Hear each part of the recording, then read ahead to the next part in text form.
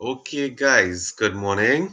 We are here for our class, Community Pharmacy Management. Today, I want you all to open your folder of notes, and we're gonna open the mock business plan. Open up your notes to get the mock business plan, and that's what we're gonna go through today because we have finished all of the lectures, and I want to review again. Um, we did we did small business startups, strategic marketing planning. We did balance scorecard. We did BCG matrix. Now, as usual, before we do the new topic for today, let us review what we did last week. And we did last week BCG matrix. All right. So let me just confirm with everyone. Are you all hearing me fine? Is everything okay? Is everyone okay?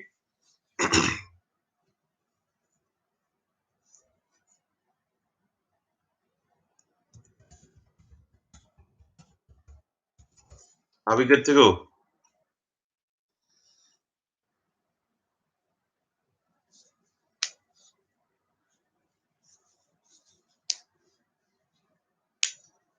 Great. All right. Yes, Matthew, Celine, Vasudeva. Yes. Okay, great. Let's go. So we hope that we can welcome another person to class this morning.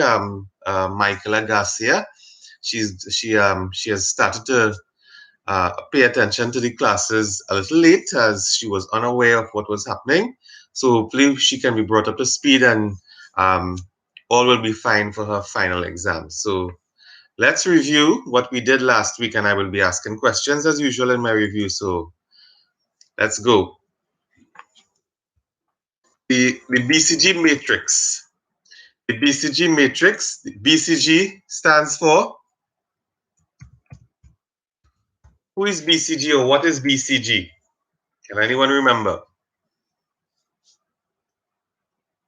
The BCG matrix. I'm sure you all could remember what it entails.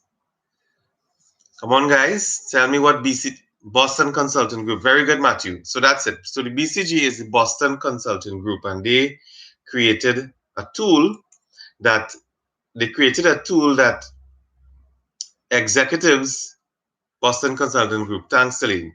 They created a tool that executives can use to look at the performance of their SBUs, which is their strategic business units, and to be able to make decisions on where do we go with those business units. All right, and go ahead, call out for me. What are um, the four classifications for the BCG? Tell me what the four classifications for the BCG is. While I'm looking for another presentation, the one I did, the one I did for you guys.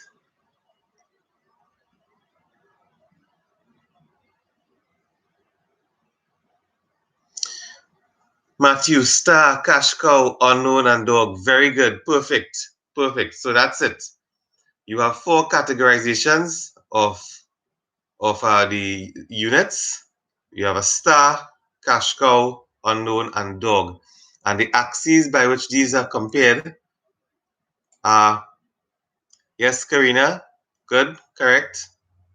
And the axis by which this is compared to is the product market growth, vertical, relative to the relative market share, horizontal. And can you all remind me, did I send its particular PowerPoint for you guys on this, um, or was it a Word document, or was it an a link? I think I think it was a link. I sent a link for you guys to read up on. Yes, it was a link. It was a link. I remember now. Did I send it on the group? It was a link. Okay, good. Right. The PowerPoint that I sent was for balance scorecard, and the link was to explain things like economies of scale and to explain the BCG matrix a little more than the PowerPoint that you all have. So I hope everyone read it. It was an easy explanation, and so we can quickly run through our review for today. So as I said, it's a strategic planning tool that looks at market growth and relative market share. So we have the stars, question mark, dog, cash cow, and yes, those four. So tell me, a dog, if a strategic business unit is recognized as a dog, what considerations will be given to that department or that unit?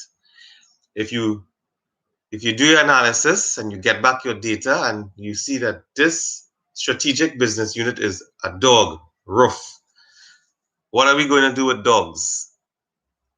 Tell me. Can a dog become a cash cow? Anyone must up a guess to me, what can we do with a dog? Dog in the sense of dog in the sense of um okay, yeah, here we go. Right. I'm seeing the links now. And no one? What do we do with a dog? What do we do with a dog? If a strategic business unit was classified as a dog, what do we do? Do we try to maximize the cash flow to see if we can? All right, that would be really wishful thinking, Matthew. Good try. Thank you for making the attempt. Anyone else wants to give an answer before I explain?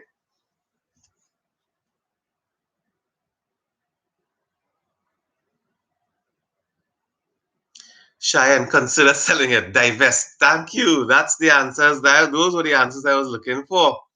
Divest. Dogs are underperforming and they should be divested. They should be repurposed. They should disappear. They can disappear in meaning repurposed or sold. So very good, Cheyenne. Selling it. Matthew, yes, divested. So good. So now I'm asking about stars. What do we do with stars? Tell me about stars.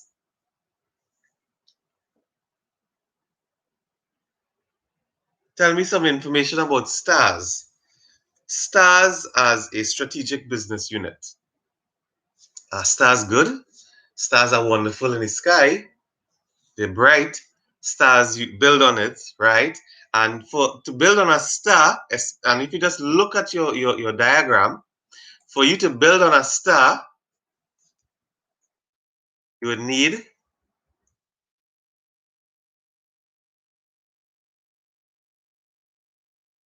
for you to build on a star, Matthew, you're correct. You want to build on a star. And for you to build on a star, what would you need? Cash. Yes, Celine. Cash is just one, but you need further investment. So not just cash, but resources to build on a star that is performing pretty okay, that is capturing some market and is doing well. And you think it is definitely heading in the right direction. High market growth. Yes. Good. Yes, Sarah. Increase market share. Increase market share. Yes, you have a star definitely has, right? High market growth, dominant market share. Yes, correct. I was just confirming the language for you all there. Can a star become a dog? Can a star become a dog? Yes or no? Can a star become a dog? So Sarah, Matthew, Celine, you all are correct. Stars require investment to improve. And I'm not going to say what the improvement it is going to be as yet, but can it become a dog? Yes, Darian. Yes, Vasudeva. Yes. What we consider a star can become a. Why can it become a dog? Or what is the route that it can take to become a dog? So you have a star. How can it become a dog, which is the star is on this side? Mismanagement. Yes, mismanagement. But using the BCG matrix as a guide, as a framework, how can us market maturity? Good, okay. Market maturity, You're along the right tracks, Matthew. Market maturity has what type of products? Market maturity have what type of products based on your BCG matrix of selection of one of the four. Go with it. Market maturity, right? Disruptive. Okay, yes, yes. Disruptive products can cause that. Yes, but in terms of the BCG matrix and those four categories, how does the star move to being a dog? Market maturity is associated with what strategic business unit classification? Market maturity. Someone help him. Matthew's on the right track. Because a star can become a dog. As a matter of fact, any one of these products, any one of these classifications, it can move around. No one is helping him. Product is no longer right. Well, product is no. I'm getting where Melissa is going with this, but the product is no longer useful, no longer required. Okay, yes, yes. And that can make you that can move you perhaps into a question mark, and that's the hint. When the sales has flattened, yes, Matthew, you're going good. What is the name? What is the name of the classification that? Yes, Darian, outdated, Sarah, depreciation expense. This depreciation expense. How does that come in here? How does depreciation expense come in here? You'll have to explain that to me. But Darian, outdated, yes. Matthew, when he says has flattened, yes. And what is the BCG matrix classification of when sales have flattened? What is the name given to it? I'm not seeing anyone. You all are on point. You all getting there. What is the name? I can't believe I have to say it. No one? So a star can become a cash cow, which is ought to be. A star can become a cash cow. And a cash cow, if not managed properly, if allowed to flounder, if a new innovative disruptive product comes along, that cash cow can now become a dog. I hope you saw where we went with that. Based on the camera, so the star would be here. It can go into a cash cow, and then it can go into a dog. I hope I'm getting this right for you looking on. So the star can be here, can move into being a cash cow, which is great, lots of revenue, but it can get mismanaged. It can have a disruptive product appear, and it can move into being a dog. Okay? So yes, so we're going good so far. Great participation. I'm loving all of the information, all of the comments that are coming through. So just give me 1 minute there.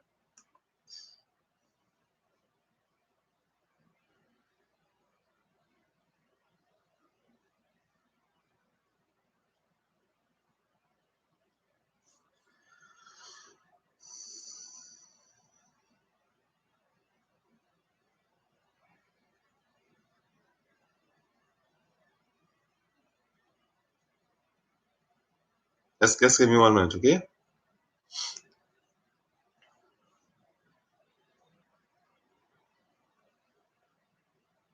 Or in the meantime, you all can answer me the question. Uh, Question mark. Can a question mark become a cash cow? Answer. Can a question mark become a cash cow?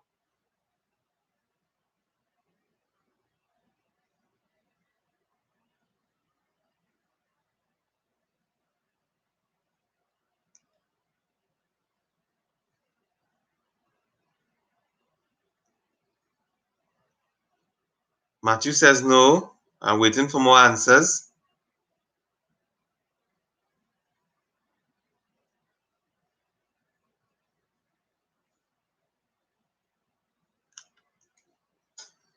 I'm waiting for more answers. Matthew alone says no. Darian, since new, it would be first a star. Yes, Darian. Matthew, take note. Since it is new, the question mark, yes, Celine, you're correct. The question mark can become a star, and then move into being a cash cow. Not directly. Start and cash cow. Very good, very good, very good. Correct. Correct.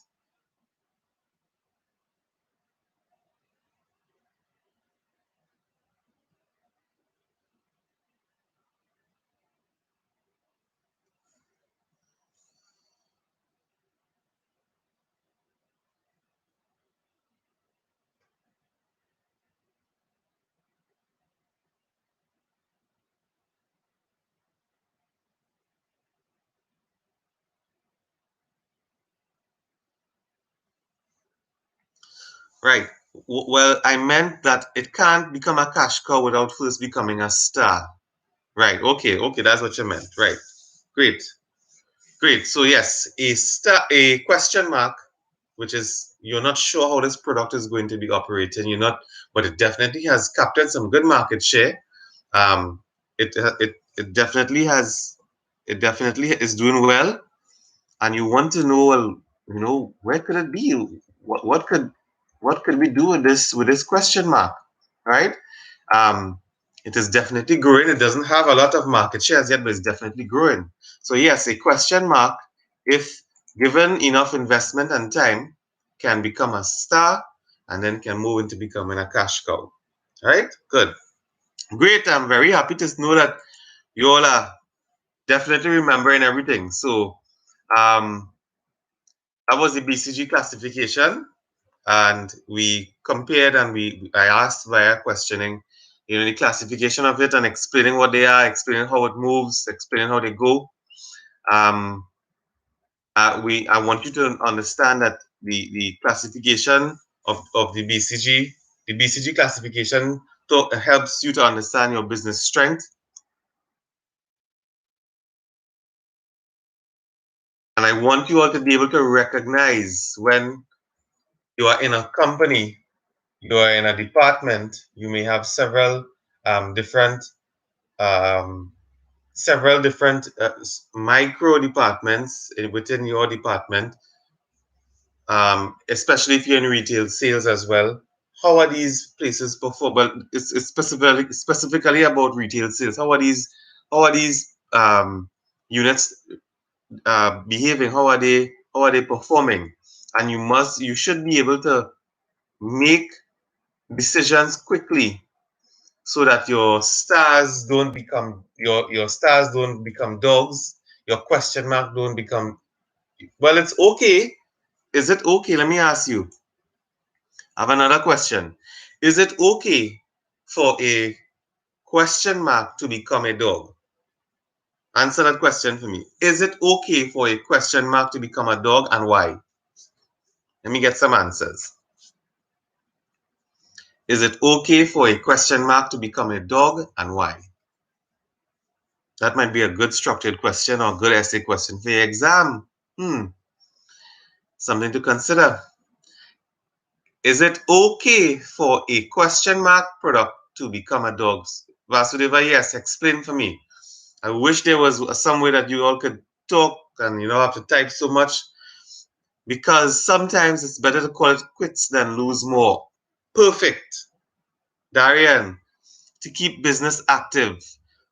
To keep the business active in the sense of you are not going to be wasting more funds behind a product that isn't performing well or is doesn't have the projected growth that you would like it to have.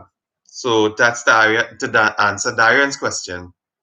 To keep the business active, yes, you can, it can become a dog and you can divest, as Vasudeva said, because sometimes it's better to call it quits than to lose more money. Simple basic facts. All right, good, good. Everybody is on all six pistons this morning. I'm happy to see that. So the issues with the BCG matrix, market growth is not the only factor related to cash. Market growth is not necessarily related to cash usage. There are multiple factors that lead to profitability. Cash is not the only factor in evaluating a portfolio. And the issue, and more issues with the BCG matrix, is that it overlooks the perils of growth. There are some measurement issues, and you all would know I've been saying from since day one as managers. Metrics, metrics, metrics, measurement, measurement, measurement. Constant monitoring of your data, constant analysis of your data is important for you to make decisions, for you to make the right decisions to position your business, to position your departments where it ought to be able to withstand all of the pest environment. And the pest environment, let's remind me, PEST. What's PEST? PEST. Come on, guys. PEST, the pest analysis. That's your external environment analysis. What is it? What do those things mean? Come on, Celine, Cheyenne. Political, economical, social. Right. Bravo. Very good. All right. So we on. Good. Great. Yes, Matthew. Correct. Right. Good. Great. Lovely. Lovely. Lovely. These things must not just this must not just be a didactic lecture that you listen to me, you go write your exam, and you know it's done with. These are things that you need to remember in your everyday life, in your everyday management job, in your everyday pharmacist job, so that you can understand the way things work and you can understand how, as we say long ago, if someone sneezes in the States, we catch the cold down here.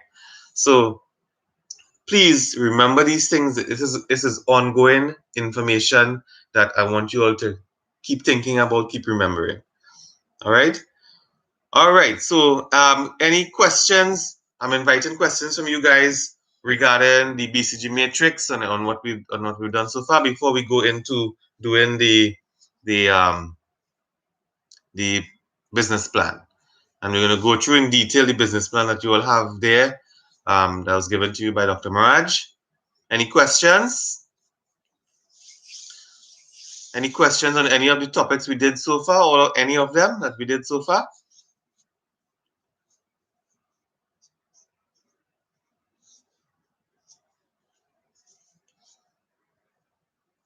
No questions, guys? All right. Great. So let's now open up your folder with the business plan. No questions. Okay, great. With the business plan. So let's go. It's a mock business plan, and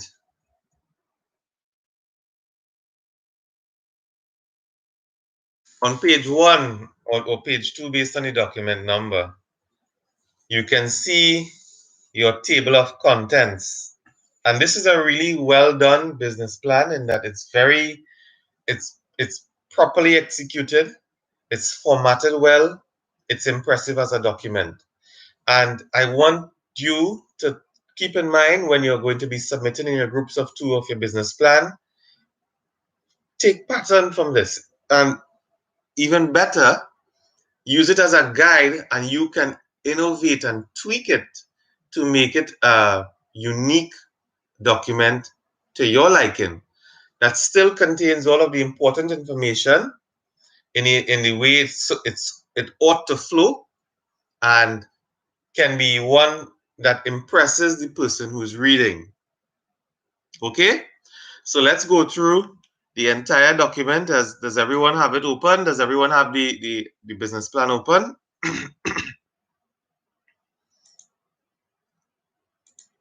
Right. So we're looking first of all at the executive summary, and let's list out the table of contents: the executive summary, mission, vision, goals, the 4 P's of marketing, target market. All of these things, I am sure, ring a bell. Does any of these things in the table of contents ring a bell, guys?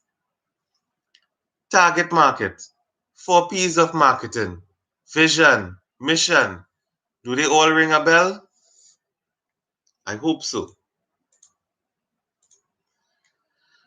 industry competitors, competitive analysis, and the industry to help analyze.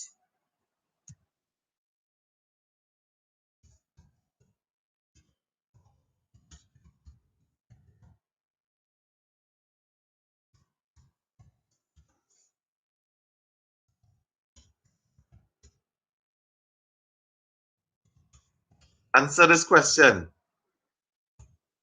To analyze our competitors, what can we do? What can we apply? We spoke about this. We spoke about this. Before I give any hints, can anyone throw it out to me in helping to analyze our competitors? What can we do? What tool in pen and paper, in black and white, or in typed up form can we use to analyze our competitors? Give me some answers, guys. Come on, give me some answers. You're very smart.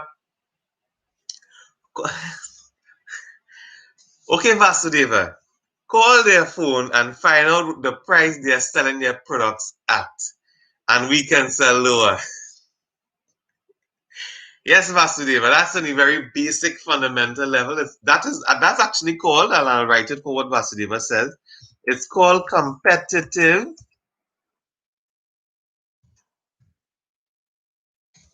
shopping. What Vasudeva just described is called competitive shopping. And yes, that's just one thing that you can do, but I'm looking at a specific management tool that we ought to use in analyzing our external and our internal environments. I'm not giving any hint. Come on, can someone tell me what we can? It's called. I'm not giving no hints, no hints. We do this. We do this. Thank you, Cheyenne. Cheyenne gets a clap. Cheyenne gets two claps. A SWOT analysis, and a SWOT analysis is strength, economies of scale. No, Karina. Economies of scale. If you look at the link, just really describes the ability of a large company to leverage on their size to get better prices and to offer better services just purely based on size. So it's not economies of scale. It is actually a SWOT analysis. And Karina, I'll give you some redemption. Tell me before I write, tell me what the SWOT analysis means. This question is for Karina. SWOT means go. SWOT means, Karina, you go.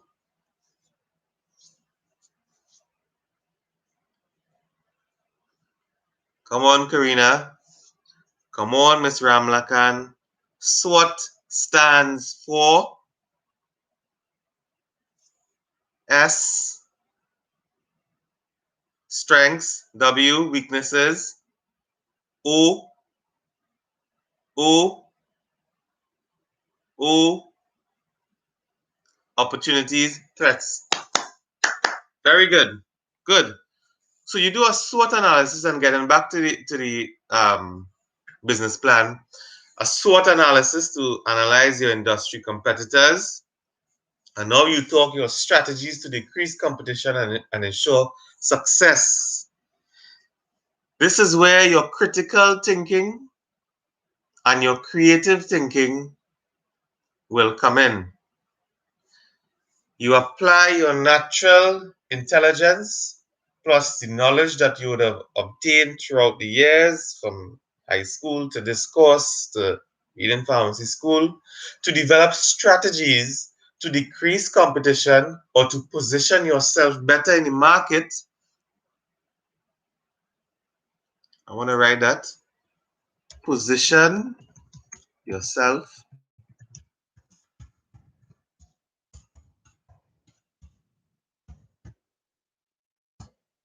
right? So that you can position yourself better in the market to exist first and then survive. Because when you are opening a new business, that's what you need to do. You need to exist first, you need to survive, and then hopefully you can take off. All right? You explain your type of services, you look at the risks that could threaten your success, your SWOT analysis, it would be a good summary of all of the above. And then you look at your management team, you can detail who are your principal persons that are there, who would be in charge of operations, in charge of professional competence, who would be there to assist. Well, your management team doesn't require the lower end staff, but they need to know who's the think tank. We'll put that in there.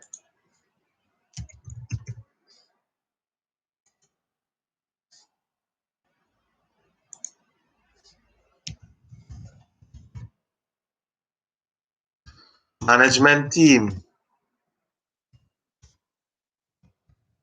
think tank. And remember, yes, operational managers, they execute strategy.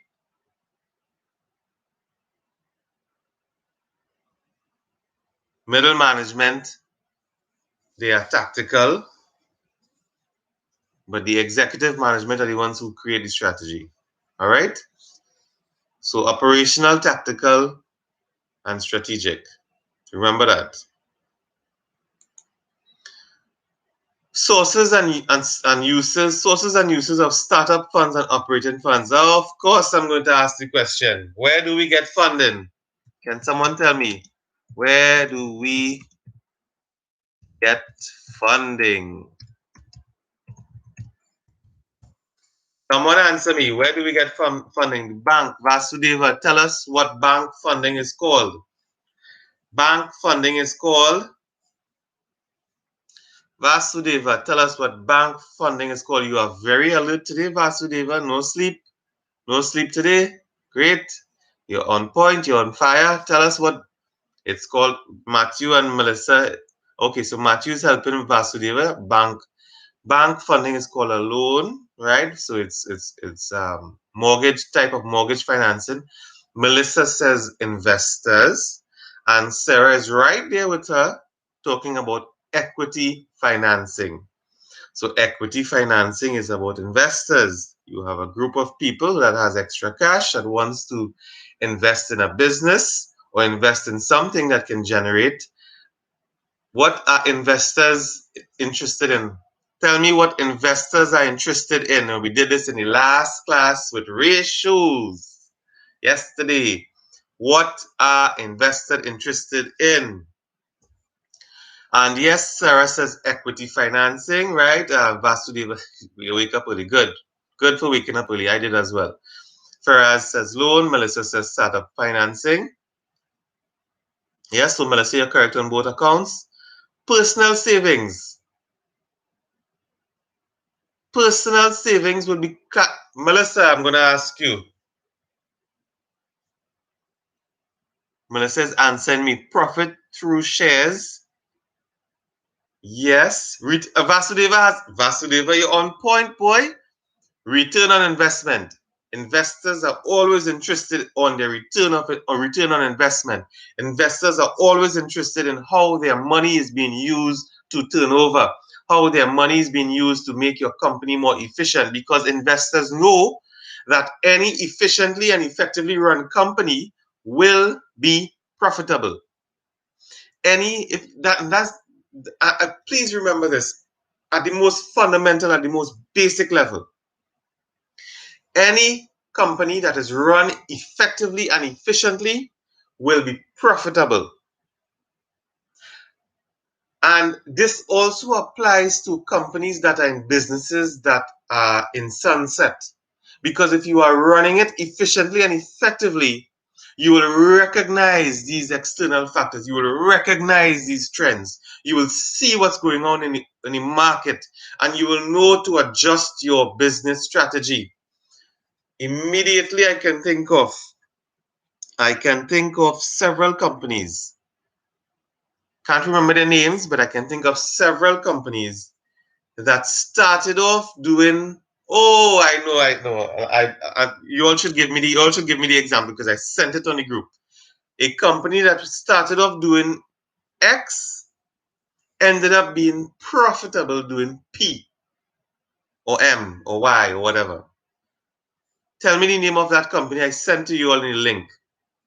I sent you all a link. Yes. So Melissa, I'm waiting on your answer on what you would categorize. Yes, Vasudeva. Yes, Matthew. Honda. Honda started off with bicycles. Bicycles. Now, Honda is one of the most sought after Japanese brands, and Honda has made a great name for themselves regarding quality of product. Good.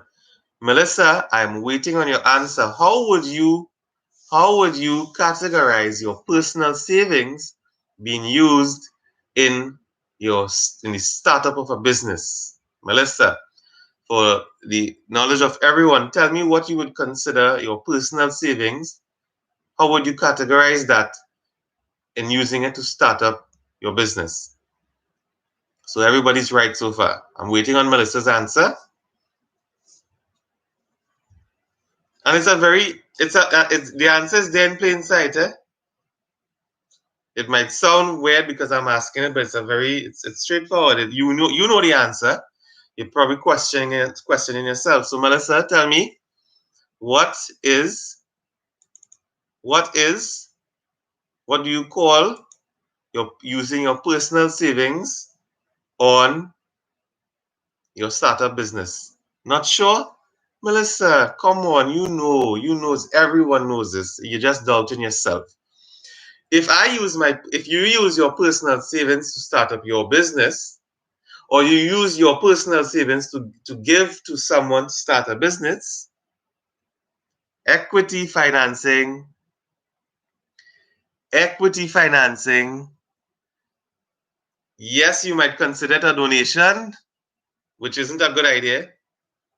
Give your money for part of the pie, piece of ownership, equity.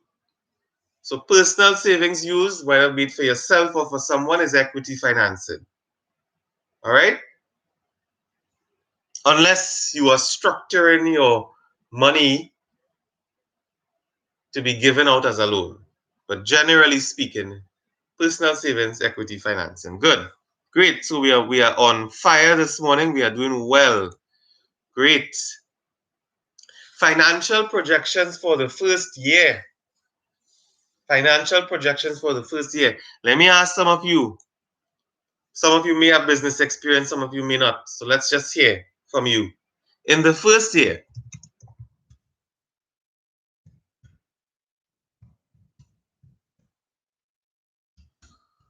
how do you expect revenues to be? That's the first question. Let me number it. 1,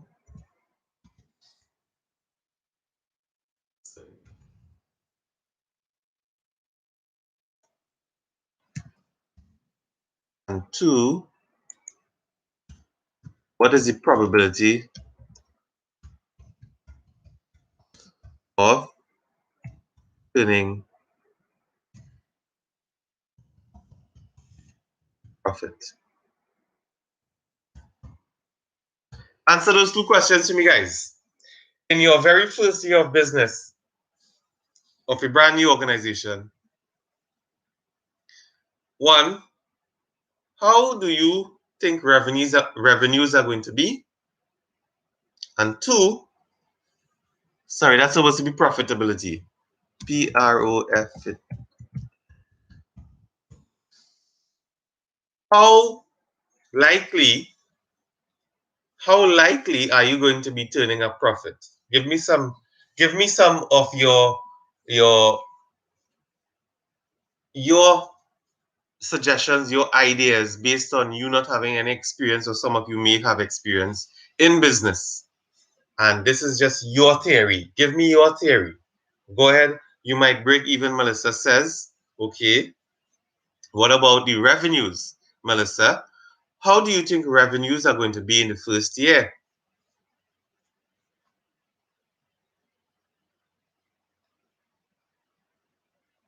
Vasudeva says, you can be profitable, but profits will go towards paying off startup costs. Correct, correct. You can be profitable. So I was asking the probability of turning a profit, right? So, oh, it wasn't right. So let me answer the questions. In the first year, your revenue is expected to grow. Your revenue is, come on, you've done a business, you've done your research, you are providing a service. You are not selling, um, let me just think of something that's just completely weird. You're not selling shampoo for bald head men. All right? You're doing something that can make sense and can actually make money. So you expect revenues to go up. You expect it to go up. If your revenues has just shot up for the first month and then it's plummeting, if your revenues did this, if your revenues did that, then you are in a question mark leading to a dog, my dear sir, my dear madam. So revenues are supposed to be increasing. Can you make a profit in the first year? Possibly. Possibly. However, you will have to use some of that profit to cover off startup capital. Startup capital is something that you need in the form of a loan or whatever it is, and you need to pay off your startup capital with any of the profits that you have. Of course, your revenues should be used to replenish stock. Your revenues need to pay overhead expense, okay? And anything balanced is what we call the profit. Anything balanced from paying off your expense and paying off and repurchasing stock would be considered real core profits, net profits. And these net profits must be, should be, some of it should be reinvested into the business to allow it to grow. And some of these net profits should also be put towards saving and building of the bank account and have what is known, I'm calling it savings. And we did this in your statements, financial statements last week. So your savings is also, give me the answer, is also called which financial statement?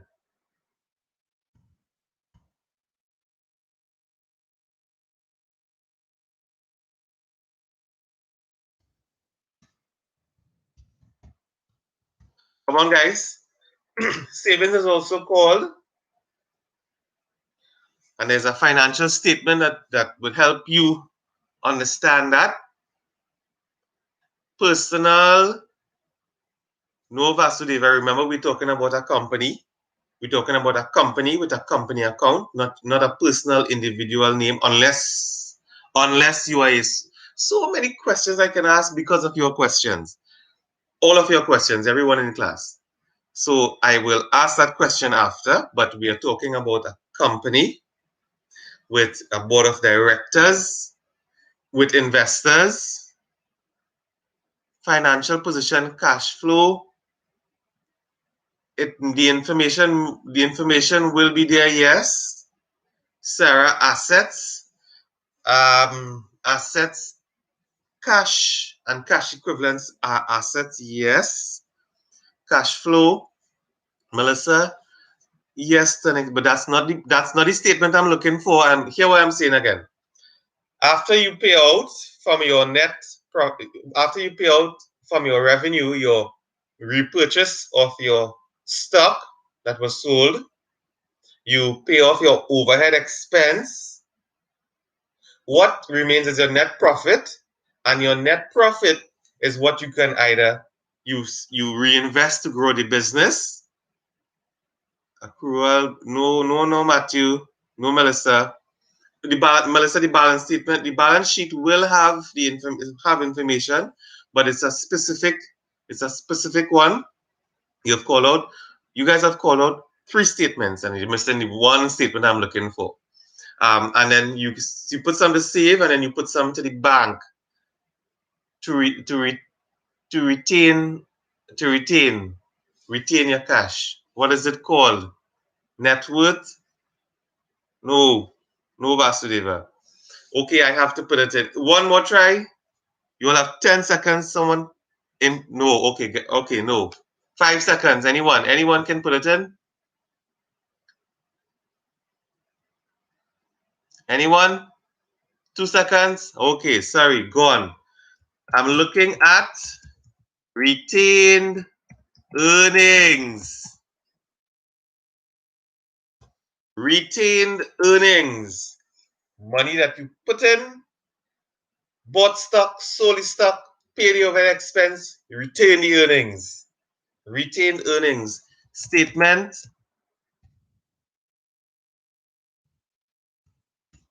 of changes in owner's equity. That's the statement I'm looking for. All right. And I wanted to answer someone personal. So I asked, so this is Vasudeva was talking about personal. I asked all of you last week, and I encouraged all of you last week to do something when you graduate as a pharmacist, as a young professional. What did I ask you to do?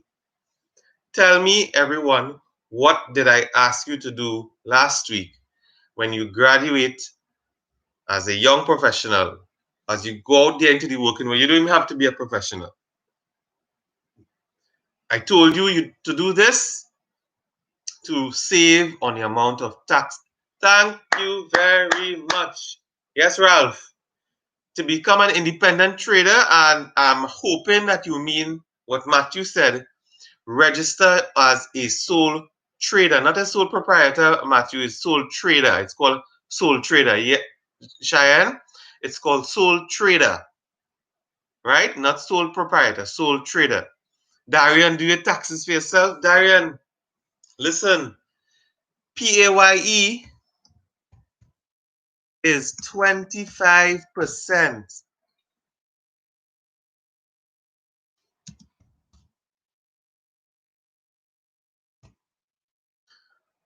Okay, Ralph? Yes, you're laughing. Independent traders. Apply to be independent traders. I hope it means about sole proprietors, right? Um, you mixed up the word. So Darian, you talking about doing your taxes for yourself. Sure, great, do your taxes for yourself. Vasudeva, we are Vasudeva, let's I'll address that just now. Register as a sole trader and collect your payments from your client. I'm calling them your client. And you handle your own taxes. Now I put in there PAYE is 25% of your salary. So you work for $10,000. You have a tax your tax-free income is $6,000. So you remain at $4,000. So 25% of $4,000 is $1,000. So every month, you with your $10,000 salary pays to the government of Trinidad and Tobago $1,000 for them to pay for goods and services that we all need and use, like good roads, like good health care, like education. So I urge all of you, please, all of you, no matter what persuasion you may be, please register yourself as a sole trader When you go to apply for your jobs, you let them know that you are a sole trader company. They hire you as a company. Yes, it's not going to affect the contract. All it's going to do is they're not going to be paying your taxes. You pay your own taxes. All right? It's going to require a little discipline from you, but it's good. It's going to start your entrepreneurial thinking. It's going to force you to be not in a comfort zone. It's going to, Matthew, I will answer your question. Vasudeva, I will address your statement as well. When we come back, we're going to take a break now and we're going to come back. Okay, we're going to come back at 10:05.